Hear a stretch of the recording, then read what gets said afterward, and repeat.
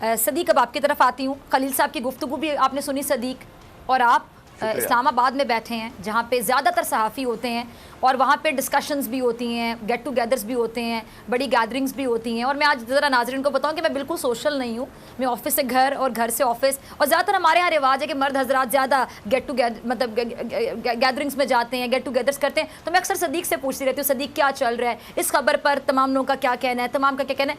اب اس ایشو پر مجھے پتہ ہے کہ زبان زد عام ہے صدیق, آپ کا اٹھنا بیٹھنا ہر طرح کے صحافیوں کے ساتھ ہے.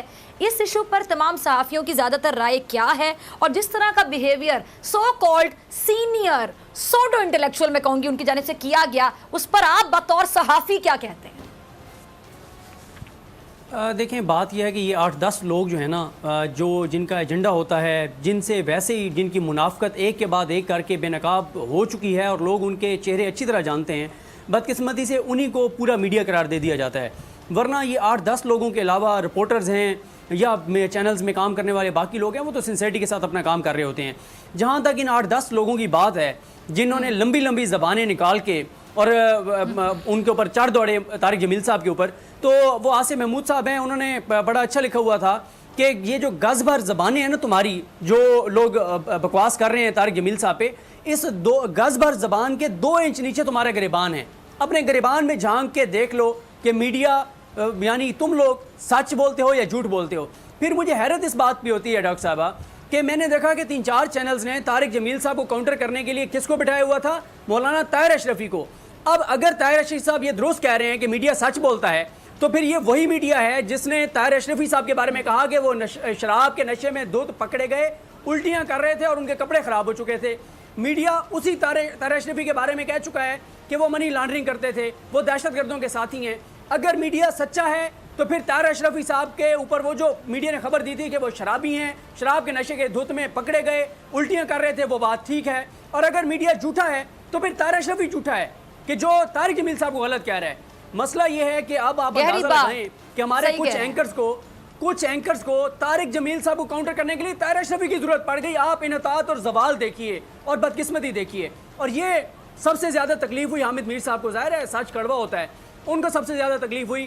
میں ان کی ابھی ظاہر ہے یہ پورا پروگرام بھی کم پڑ جائے گا, 25 سے 30 آپ کو فنگر ٹپس کے اوپر خبریں ان کی میں آپ کو گنوا سکتا ہوں جو جھوٹی خبریں ہیں. اتنے جھوٹ وہ بولتے ہیں. سب سے زیادہ جو جھوٹ جن کے سوشل میڈیا پہ لوگوں میں جو سب سے زیادہ اس وقت لوگوں کو پتا ہے کہ انہوں نے یہ جھوٹ بولے ہیں, وہ حامد میر صاحب ہیں. سب سے زیادہ تکلیف ان کو ہو رہی تھی, اور وہ کہہ رہے ہیں میں انڈورس کرتا ہوں جی طاہر اشرفی صاحب کو. اچھا صدیق, میں آپ کی بات میں ایک بات ایڈ کرنا چاہوں گی, پھر آپ اپنی گفتگو کو کنٹینیو کیجئے گا.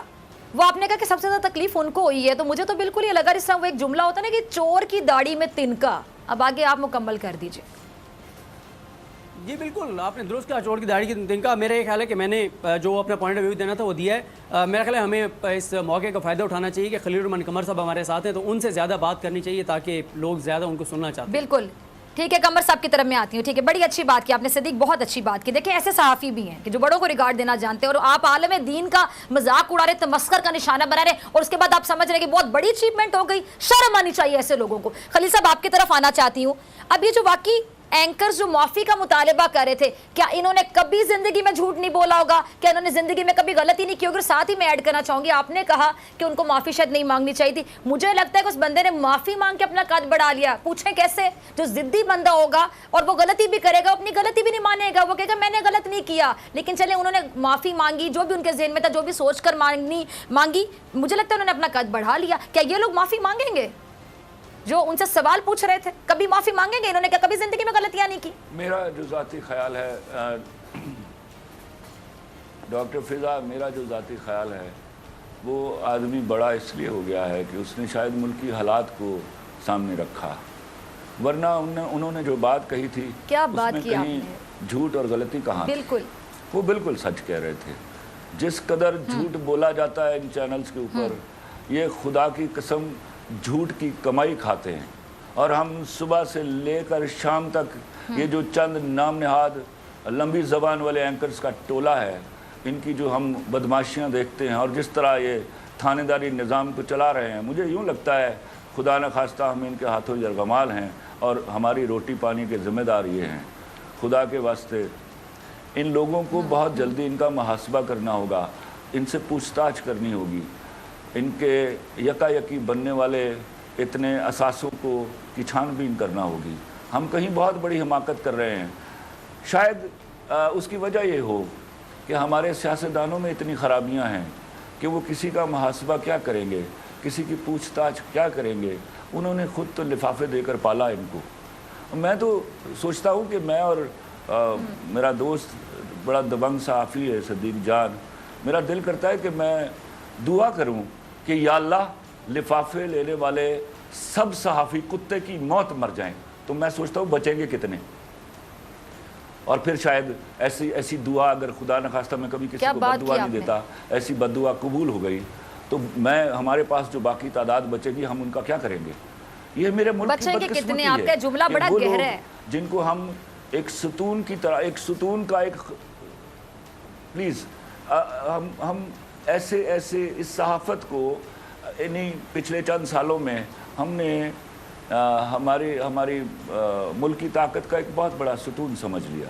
खुदा की कसम खा के कहता हूँ, यही वो हिमाकत है जो हमने कर दी है। इस हिमाकत की बिना पर अगर ऐसा करना था तो सहाफ़ियों को खुदा के वास्ते पहले इनका कोई ट्रेनिंग प्रोग्राम शुरू करते, पता तो चलता कि इनमें सच बोलने की ताकत और गुर्दा है। अरे खुदा के वास्ते इनको तो सिर्फ इस बात पर जज किया जा सकता है कि एक दूसरे चैनल के प्रोग्राम को अच्छा नहीं कह सकते। ये तो एक दूसरे चैनल के मालिक के बारे में अच्छी बात नहीं कर सकते। और खलील साहब जरा सुनिएगा, फिर आपका मैं कमेंट चाहूंगी। मैंने सुन रखा था, बल्कि मतलब बड़ा ये आपको पता है कि ये बड़ा आप समझ लें कि खलील साहब यहाँ पे ज्यादातर आपको भी पता है कि बात की जाती है कि जी औरतों में हसद होता है, मर्दों में नहीं होता। औरतों में ज्यादा हसद होती है। वैसे अल्लाह का शुक्र है मैं किसी से हसद नहीं करती। मुझे को खूबसूरत खातून लगती है, उसकी तारीफ करती हूँ, अच्छा काम करती, अप्रिशिएट करती हूँ, क्योंकि मैं अपने आप में बहुत मुकम्मल हूँ, मैं अपने आप से बहुत खुश हूँ, मैं बहुत कॉन्फिडेंट हूँ, इसलिए मैं किसी से हसद नहीं करती। खलील साहब ऐसे सहाफ़ी मैंने देखे हैं जो बहुत बड़े सहाफ़ी हैं, वो औरतों से हसद करते हैं। ऐसे मर्दों के बारे में क्या कहेंगे आप? प्लीज सुनिए डॉक्टर फिजा, मैं जब जी बैंक जाने लगा ट्रेनिंग ख़त्म होने के बाद, तो मेरे अब्बा ने मुझे रोक कर कहा कि सुनो यार, वहाँ नालायक लोगों से बचना। तो मैंने कहा वो नालायक लोग मुझे कैसे पता चलेगा कि ये नालायक हैं फिलफौर। तो वो मुस्कुराए और उन्होंने कहा वो जो बहुत ज़्यादा भौंक रहे हों और काम कोई ना कर रहे हों और किताबें सारी सामने रखी हों, उन्होंने समझना वो नालायक लोग हैं। तो याद रखिएगा, ये जो आज इतनी जुर्रत आ गई, पहले ये शुरू हुए सियासतदानों से, फिर फ़ौज पर भौंके, अब हद ये है कि ये इतने बड़े आलिम दीन पर भौंक रहे हैं। ये बदकिस्मती इस मुल्क की। मैं कहता हूँ खुदा के वास्ते इस वक्त तो डर जाओ जब कोरोना की शक्ल में एक मौत आपके सर पर खड़ी है। अल्लाह के वास्ते आप अहादीस पढ़ लो, हमारे जो बुजुर्गान दीन हैं उनके बयानात सुन लो। वो ऐसे वबाई माहौल में फरमाते हैं कि खुदा के वास्ते अल्लाह से अपने गुनाहों की माफ़िया मांगो। और यार हम सब गुनहगार लोग हैं। हमने आपके बराबर झूठ नहीं बोले हुए, कोई जो आप का अपनी धुला नहीं, सच्चाइयों कोई के लिए इस तरह मैदान में कूदे हैं। और मैं तो आपसे सवाल कर के मर जाऊंगा। ये मुझे तो जवाब देना होगा जब तक मैं जिंदा हूं कि एक आदमी के लिए आप ये कैसे कहने के लिए निकले कि इसको रिहा कर दो। आपने ये क्या कानून, सब वो कानून से बालातर था, उसके खिलाफ FIR नहीं हुई। FIR हो जाए तो क्या आपको कोर्ट के सामने पेश नहीं होना? आप खुदा के वास्ते, आपको कोई शर्म नहीं आती कि बजाय इसके कि आप ये बोलते कि इस आदमी को इंसाफ दिया जाए। मैं भी कहता हूँ इस आदमी को इंसाफ दिया जाए, अगर वो बेगुनाह है तो उसको छोड़ दिया जाए। आप सारे का सारा टोला एक इंतहाई अमीर कबीर आदमी। अच्छा खलील साहब, वैसे मेरा तज्जिया है कि इंसाफ वो मांगता है जो बड़ा कॉन्फिडेंट होता है कि मैंने कुछ गलत नहीं किया। आपको खौफ नहीं आ रहा, हत्ता कि जावेद हाशमी जैसा आदमी, वो बीमारी की उस हालत में जहाँ मौत सामने खड़ी, अल्लाह ताला उनको जिंदगी दे, वो बिला खौफ, वो भी मास्क पहनकर उस शख्स की रिहाई के लिए बाहर निकल आया है। और यार अल्लाह से डरो खुदा के वास्ते। ठीक है, हम माशी तौर पर एक पाताल में गिरी हुई कौम है, हम सियासी तौर पर इतने झगड़ों में उलझे हुए हैं। खत्म हो गया। खलील रहमान कमर साहब, आपका क्या आप कोरोना के खौफ से हैं डिप्रेशन का शिकार? अब ना हो परेशान, बोल महफूज पाकिस्तान के तहत डॉक्टर ऑनलाइन का आगाज हो चुका है। माहिरीन सेहत से पूछें कोरोना से मुतालिक अपने सवालात। राब्ते के लिए फोन उठाएं और डायल करें 021-350-91425, 021-3509-1433। लाइव कॉल्स होंगी दोपहर 2 से 3 के दरमियान। आप अपने सवालात व्हाट्सएप पर भी भेज सकते हैं 0337-0310-377 और रह जाने वाले सवालात के जवाबात 24 घंटे ब्रेक में नशर किए जाएंगे। इस पैगाम को अपने सोशल मीडिया अकाउंट्स पर शेयर करें और अपने प्यारों को टैग करें और इस नंबर पर व्हाट्सएप करें ताकि हम ये पैगाम आपको और आपके प्यारों को भेजें। क्या पता किसकी मदद हो जाए। तो जुड़े रहिए बोल के साथ, क्योंकि बोल का पैगाम महफूज पाकिस्तान।